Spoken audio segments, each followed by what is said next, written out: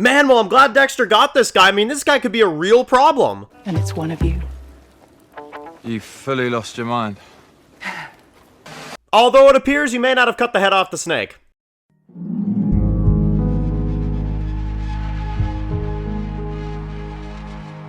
Alright guys, this one's going to be doing a review today. This one's going to be doing a review for Dexter Original Sin. This is my next review for Season 1. This is for Episode 4, titled Fender Bender. So, wow, man. So, this is our last episode of 2024 for Dexter Original Sin.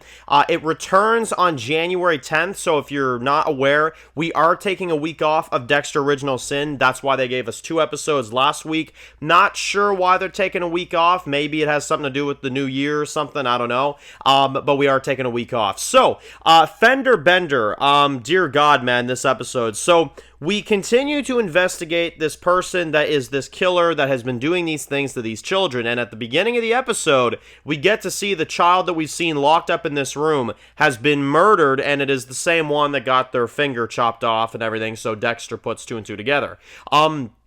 Now, we still have not picked up on who the actual murderer is. We still have no idea who this person is. But we have a few scenes where we actually find out about Spencer's family, which I thought was kind of interesting because we get to see Spencer's wife and his, son.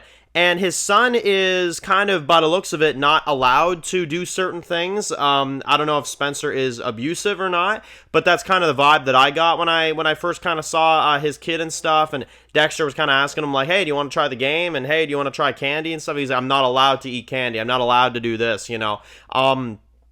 So definitely raising some red flags there for Spencer. Does that, lead us closer to thinking that Spencer could be the killer? I feel like that's what they want us to think. So, I don't know. I don't think that Spencer is the killer, as I've said before. I don't think he is.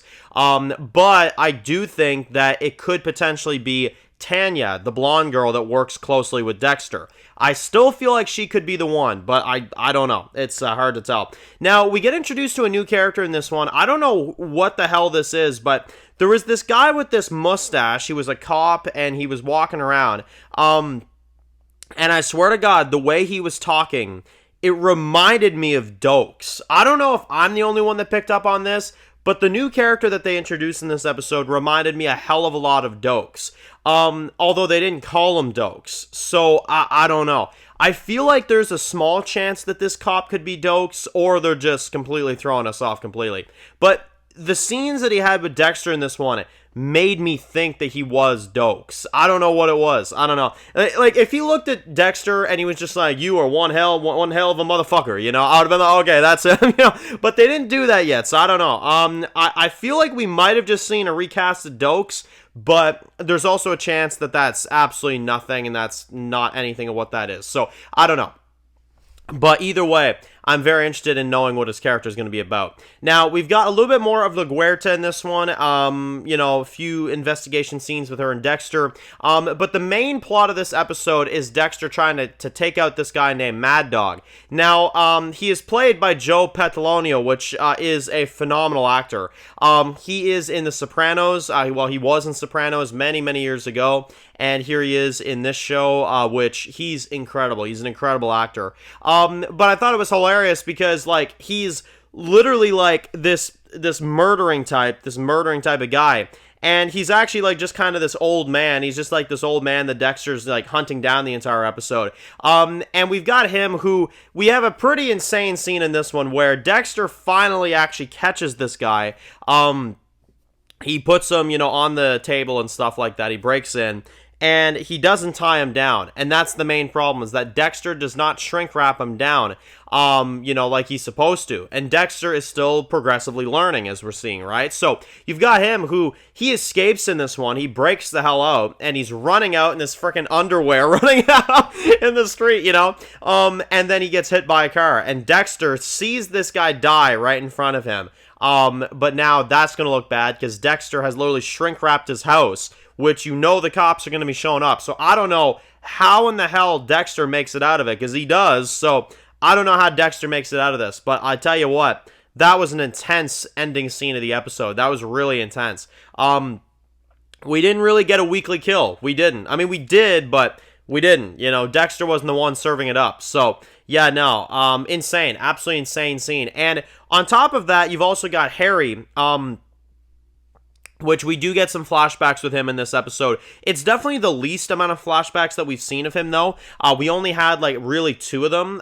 There was one where he had to watch Lauren's kids, which were Dexter and, Brian, of course, while they were kids. And, you have Harry that's kind of, like, watching them the entire time. And by the looks of it, at least, it kind of looks like Brian is a lot to take, by the way they kind of talk about him, which... yeah, if you've seen season 1 of the original series, you'll know that Brian is a hell of a lot to take. You're right about that. But yeah, no, we got to see the initiation in this one of Harry and Lauren getting together, which obviously really fucked up knowing what happens to her once again. So was not a nice moment whatsoever. But yeah, Harry started, looking out for her kids while she was forced to do jobs that she didn't want to do, and he stayed back with Dexter and Brian. So, yeah, the flashbacks continuing to build up her death, continuing to build up the downfall of Dexter and Brian's mother, of course, which is insane. And then on top of that, we have a minor plot with Deb in this one where she's doing coke. She's, just spiraling out of control. I'd say Deb line of the week this week was fuck that bitch, or fuck that bitch, and fuck that beach, right? My God, man. Fuck that bitch, and fuck that beach. You know what I'm saying? So, yeah, no, Deb is crazy.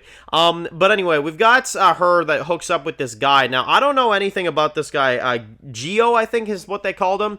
Now, she's kind of, getting rather close with him. You can tell she kind of likes him and stuff. But if it appears like this guy is involved in some bad shit. I don't know what Deb's getting herself into, but I already have a bad feeling about it. You got this guy that this guy answers to and stuff, and apparently this guy would have been really pissed to know that Deb drank all his liquor and stuff, so I don't know. Something's going on there. They're kind of slowly building it up, but, I can't really tell what's going on with it yet. But, no, I love this episode. I thought it was great. Getting to see a really unique kill from Dexter, getting to see more of Spencer, getting to find out more about Deb, of course, seeing more about Harry. It was a really, really well put together episode, so I got a perfect 10 out of 10 for this one. It definitely was not as exciting as the first 3, but I didn't have any episode flaws or any story flaws. Everything is going in the way that I'm thinking it really should at the moment. So for that, I have no reason to not give it a perfect 10 out of 10. I loved the story. I loved everything they did with it. I thought it was really well done. So let me know what you guys thought. Of course, we'll be back in 2 weeks in the new year for Dexter Original Sin Episode 5. Hopefully you guys enjoyed the reviews for the 2024 episodes. And how are you feeling about the series so far? Let me know your thoughts about all that stuff down below. So if you're new to the channel and you enjoy videos like this, make sure to click subscribe so you don't miss any other videos for Dexter Original Sin. Make sure to follow me on Dan's Reviews Official on Instagram, guys. And of course, I'll see you guys really soon for more videos for Dexter Original Sin. Enjoy the rest of your day, guys, and peace out.